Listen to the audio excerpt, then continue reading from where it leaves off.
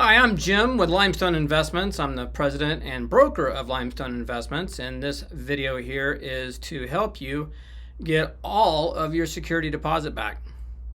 So when you move in, you're going to find all of your keys, mailbox keys, garage door openers, fobs, and any other things that are necessary for you to move in the kitchen drawer. We keep all those things in the kitchen drawer so we don't lose them. So the first thing you do when you move in is look in the kitchen drawer to see if all those items are in there. If any of them are missing, let us know immediately and we'll take care of it. So let's get to the fun part of learning how to get all of your security deposit back.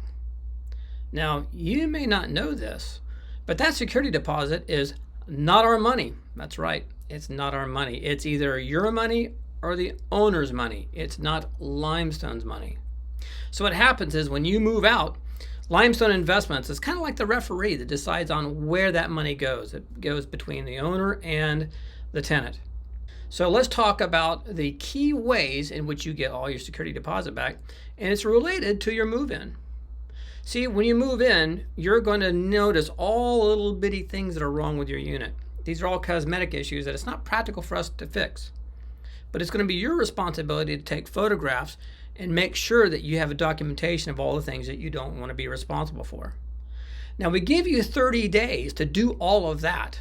But my recommendation is when you first move in and before you start unloading boxes and doing all the things that you like to do when you move in, go to each room and just go clockwise through all the rooms and take photographs of all the little things that you don't want to be responsible for.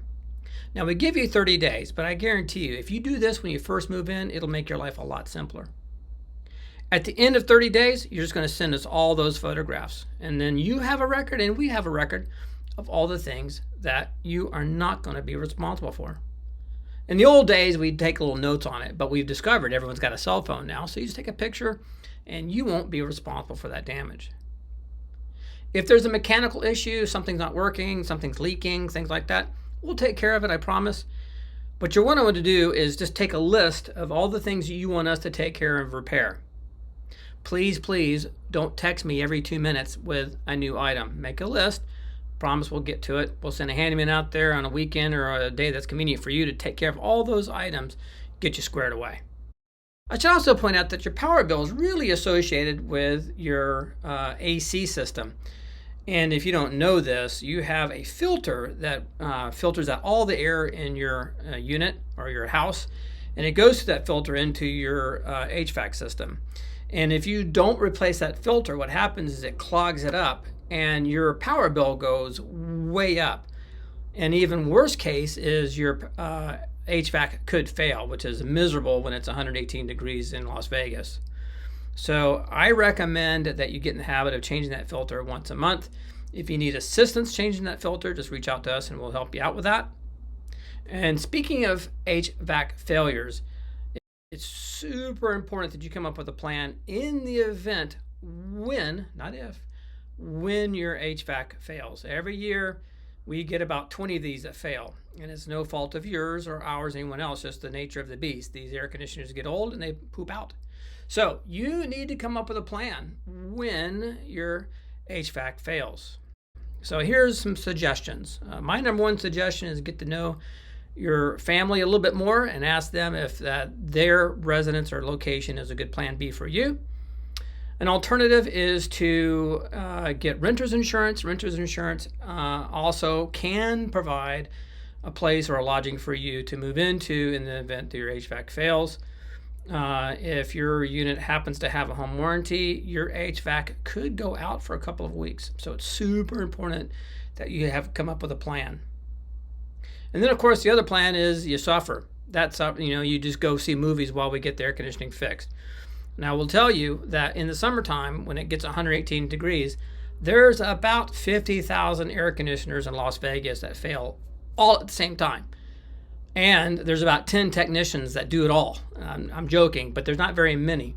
So when your HVAC fails, we may not get to it that same day. Frequently, we get to it the next day or the day after that. So it's super important that you come up with a plan when your HVAC fails.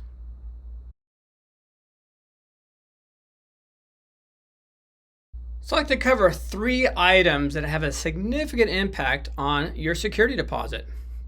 Those are going to be your plumbing, your landscaping, and your neighbors. Believe it or not, those 3 things are going to have a significant impact on getting your security deposit back. So let's talk about plumbing. Things can happen. Things can break and things can start leaking. So it's important for you to learn how to turn the water off. Now you may notice that there's valves at every toilet or sink that you can turn off. And also there's a location in the front, typically marked water, that enables you to turn off the main water off. And the reason why you need to know this is so that if you see a flood or something catastrophic happening, it's your responsibility to turn off the water. So, most of your water valves covers look like this, but of course it wouldn't say telephone, it would say water. The newer covers for water look more like this, and it's going to have Las Vegas Water Department on the top. And you're going to need these 2 things in order to operate the valve for your water. You're going to need a screwdriver in order to leverage this thing out of there and use it to pull this up. And then you're going to use this to turn your water off or on, depending on what you need. So if you have an emergency, you're going to want to have this in order to turn your water off. So if you look at a water valve, I'm going to show you the 3 major components of a water valve. The part on the right is this electronic sensor that the water company just walks over and essentially uses Bluetooth to measure your water. If you look here, if you want to turn off your water, you have a major leak, water's coming out of the house, then this is your valve. The way you turn off your valve, grab your pliers and turn it like so. That turns off your water, and that's how you turn off your main if you have a flood.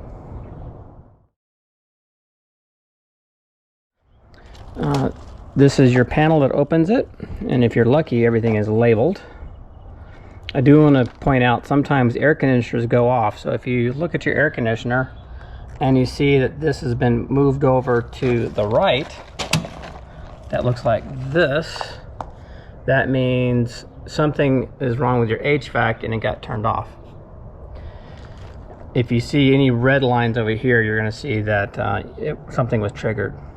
It's also a very good idea, if you set a breaker, close this door and reset it behind this thing here, because sometimes these will arc, and it's always better to be safe to have that door in front of your face.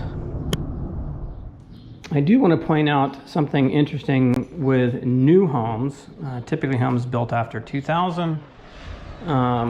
They put a GFI in the garage of all places, and this GFI runs circuits typically in your bathrooms and other parts of your house. So if all of a sudden your lights are not functioning, it's a good idea to reset your GFI in the garage. It's a pretty common problem. Now, you may not have noticed, it gets pretty darn hot here in Las Vegas, and it's a desert, and your yard may or may not have a lot of plants in it.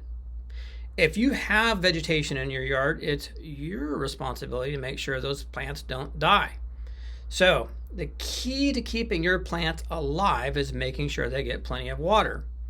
Now, it's a little bit of rocket science, because what happens is every quarter the water district comes out and says, well, you got to adjust your water. So every quarter you've got to change your watering clock. Now, if you don't want to handle your landscaping, let us know. We'll assign someone to your property.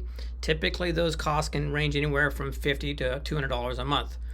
If you want to learn how to manage your landscaping, we would encourage you to Google your landscaping timer so you have an idea of how to change the clock. Now, as you go in and out of your house, you're going to kind of observe your plants. If you see some of your plants that are wilting or get brown edges to the leaves, that means that plant is not getting enough water. And if it's a tree, the consequences are devastating. If you kill a tree, it's going to cost you a couple of grand. That's right. So pay close attention to your tree. At any point in time you think you're going to have problems with your landscaping, or you see something coming out of the ground, water coming out of the ground, or you think some of your plants are not doing well, give us a call. I promise you we will help you, because we would love for you to leave with all those nice plants in place. And then the last thing, of course, is your neighbors. Now this kind of seems kind of surprising, but if you observe your neighbors, you're going to notice some things that are in common. For example, if all your neighbors are taking in the garbage cans on Wednesday, it's a good idea for you to take your garbage cans on a Wednesday.